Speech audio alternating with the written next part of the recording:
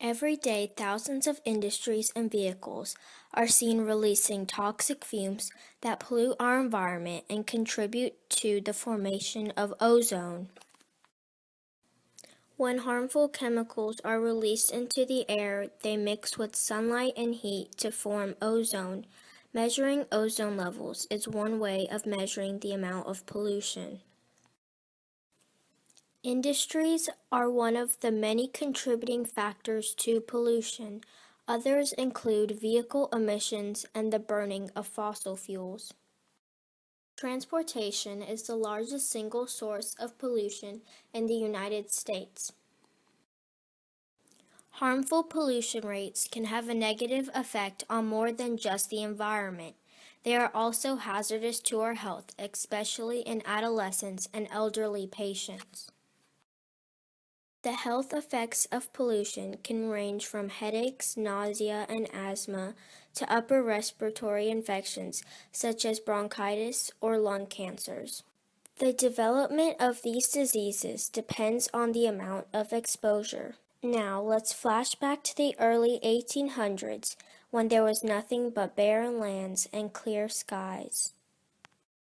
Several of years later, in the 1900s, Texas began experiencing its first oil booms and major oil discoveries. The Texas oil and gas industries were very successful in the year 1980. The ozone levels during this time were at extremely unhealthy levels of 115 parts per billion. Throughout the years, the two industries that have contributed the most to high pollution rates in Texas are the oil and gas industries. For example, if Texas were to be its own nation in the year 2013, it would have ranked 12th in the largest oil-producing nation on Earth.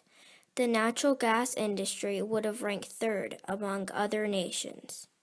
As the population in Texas grew, the need for supplies such as automobiles also grew, contributing to more unhealthy levels of pollution. The Environmental Protection Agency has proposed several plans to Texas to regulate their industries. One of the plans is known as the Federal Implementation Plan. This plan was created to regulate greenhouse gases. Due to the Environmental Protection Agency's restrictions, high pollution levels have taken a huge decrease from 1980 to present day, although levels still remain unhealthy.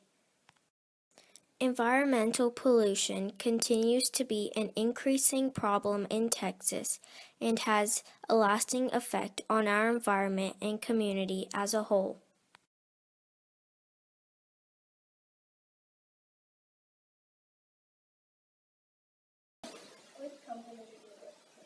I work for Marathon Patrol. How long have you been working? I've worked for them a little over a year, and they purchased a design that is used to me. And what products do you company? Well, it's an oil refinery. It takes crude oil and converts it to various products, gasoline, diesel. Have you seen the growth in the company's production? No, recently what hasn't been any growth for this facility. Have any restrictions been put on the company by the Environmental Protection Agency?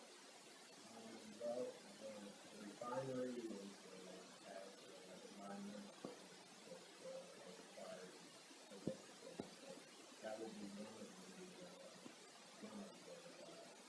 reasons for not expanding the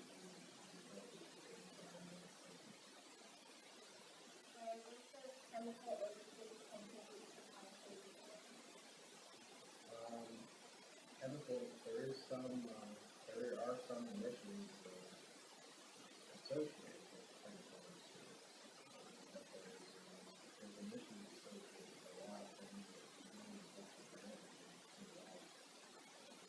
Like the automobile, for example, that's probably the largest source of pollution.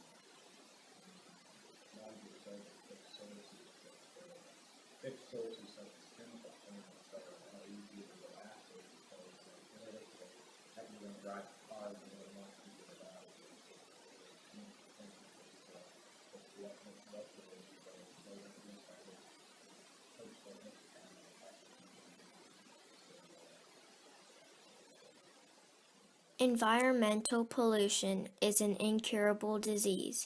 It can only be prevented.